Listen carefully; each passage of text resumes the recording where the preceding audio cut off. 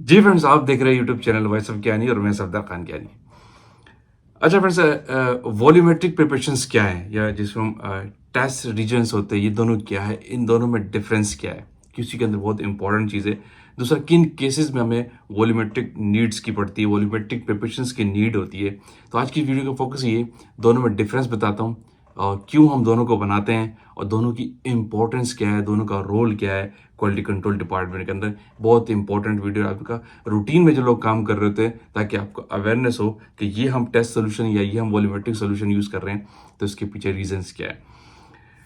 तो देखिए, मेरी बहुत सारी वीडियोस जो होती है अक्सर उनमें फोकस होता है आपके क्वेश्चंस आते हैं तो मैं डिफरेंट डिफरेंट वीडियोस बनाता रहता हूँ। और ये भी एक बहुत इंपॉर्टेंट क्वेश्चन आ रहा था, उसकी वजह से मैं इस वीडियो को मैंने कहा वीडियो के फॉर्म बनाता हूँ ताकि सबका फायदा हो जाए।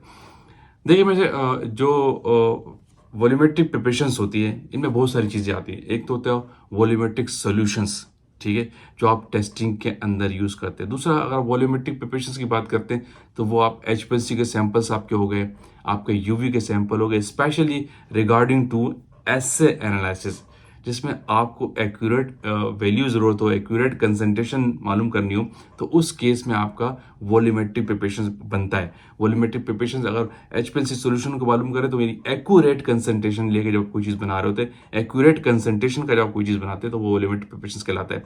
अगर वॉल्यूमेट्रिक सॉल्यूशन जो टेस्ट रीजन में यूज़ करते हैं उसकी बात करें तो वॉल्यूमेट्रिक सॉल्यूशन वो सॉल्यूशन होता है जो आप टेस्टिंग में यूज़ करते हैं जिसकी कंसंट्रेशन आपको नोन होती है, जो फैक्टराइज सॉल्यूशन होते हैं।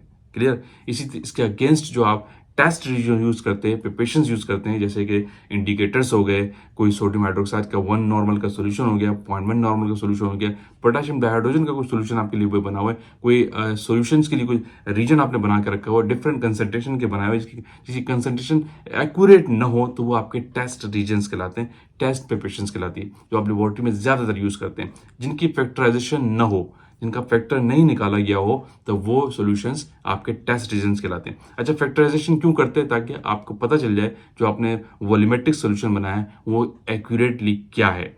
समझ रहे, मेरी बात क्लियर हो गई? तो ये बेसिकली है। इंपॉर्टेंस की बात करो तो इंपॉर्टेंस क्या है कि हर टेस्ट के अंदर आपको रीजन्स रिक्वायर होते हैं। आप कोई रॉ मटेरियल की टेस्टिंग कर रहे हैं, किसी वॉल्यूमेट्रिक प्रिपरेशंस कर रहे हैं, फिर कहूँगा तो उसके अंदर आपको लेट सपोज कहा हुआ है कि यूज्ड 0.1 नॉर्मल NaOH, तो आपको एक रीजन बना के रखना है लेबोरेटरी के अंदर, जिसका प्रॉपर एक प्रोसीजर है, क्राइटेरिया है, जिसकी शेल्फ लाइफ दी जाती है। और ये बहुत इंपॉर्टेंट है कि वॉल्यूमेट्रिक सोल्यूशन की शेल्फ लाइफ से हवाले से लोगों से क्वेश्चन भी पूछे जाते हैं।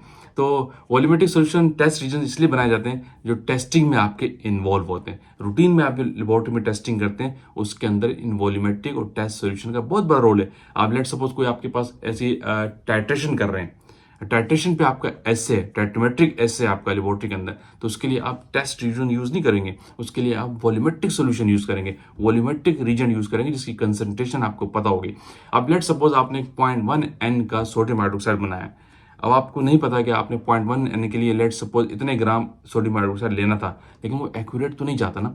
इसीलिए उस जो आपने वेइंग किए उसको कंफर्म करने के लिए, उसको चेक करने के लिए कि एक्यूरेटली हमारा सोल्यूशन कितने नॉर्मल का बना है। 0.1 के लिहाज से हमने वेट तो लिया है, हो सकता है 0.11 के लिहाज से बन गया हो, 0.09 के लिहाज से बन गया हो। तो इसीलिए इसको नलिफाई करने के लिए यूएसपी फार्माकोपिया, ब्रिटिश फार्माकोपिया के अंदर, आईपी के अंदर प्रोसीजर दिए होते हैं कि आप इसको फैक्टराइज करेंगे। फिर फैक्टराइजेशन करने का एक अलग तरीका हर रीजन का अलग दिया होता है, फार्माकोपिया भी और डिफरेंट कंपनी के पास प्रोसीजर होते हैं, जिसकी बेस पे आप अश्योर करते हैं कि मैंने जो 0.1 नॉर्मल का NaOH बनाया बेसिकली वो है कितना।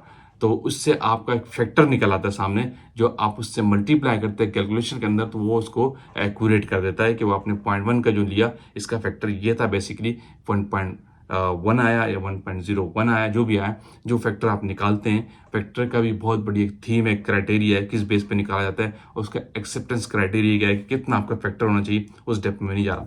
तो जिस सोल्यूशन का आप फैक्टराइजेशन कर देते हैं, फैक्टर निकाल लेते हैं एक्यूरेट कंसंट्रेशन मालूम करने के लिए, तो वो आपके वॉल्यूमेट्रिक सॉल्यूशन कहलाते हैं। तो वॉल्यूमेट्रिक सॉल्यूशन ऐसे के लिए टेस्ट होते हैं, टाइट्रोमेट्रिक ऐसे के लिए, ताकि आपकी जो एक्यूरेट वैल्यू पता हो, क्योंकि आपके रीजन्स का कंसंट्रेशन का एक्यूरेट होना जरूरी है। टेस्ट सोल्यूशन जो होता है, रीजन जिसे कहते हैं, डिफरेंट टेस्ट रीजन जो आप प्रिपेयर करते हैं, वो 0.1 का आपने बना के रख लिया है, नो इशू। अगर वो 0.11 का भी बना हुआ है, 0.09 का भी बना हुआ है, उससे कोई इशू नहीं है, क्योंकि वो एक जस्ट एक कुछ वॉल्यूम यूज करते हैं for the reactions, for the confirmation of the test. तो इस केस में टेस्ट रीजन यूज हो जाते हैं, जैसे इंडिकेटर्स होते हैं, वो आपको एंड पॉइंट के लिए आप यूज करते हैं किसी भी टाइट्रेशन के अंदर, तो उनका वॉल्यूमेट्रिक होना जरूरी नहीं है। तो डिफरेंस आपको क्लियर हुआ। बेसिकली वॉल्यूमेट्रिक प्रिपरेशंस या वॉल्यूमेट्रिक सॉल्यूशंस वो होते हैं जो फैक्टराइज होते हैं, जिनकी कंसंट्रेशन आप नोन होती है, जिनको आप फैक्टराइजेशन के प्रोसेस से गुजारते हैं और फिर उनकी कंसंट्रेशन एक्यूरेट आपके पास आती है, जो ज्यादातर आप ऐसे के लिए यूज करते हैं, जिसमें आपको पता होना लाजमी होता है कि हम कितने परसेंट चीज हमारी प्योर है, तो उसके लिए आपको वॉल्यूमेट्रिक सॉल्यूशन रिक्वायर्ड है। और टेस्ट रीजन जो लेबोरेटरी के अंदर वो है जो रूटीन में आप टेस्ट करते हैं, डिफरेंट 0.1 का बना हुआ है, 0.2 का बना हुआ है, कोई और 10% कंसंट्रेटेड HCl आपने बना के रखा, 10% सोडियम हाइड्रोक्साइड बना के रखा हुआ है, तो वो जिनको फैक्टराइज न किया हो, तो वो आपके टेस्ट रीजन कहलाते हैं लेबोरेटरी के अंदर। फिर इनका प्रोसीजर है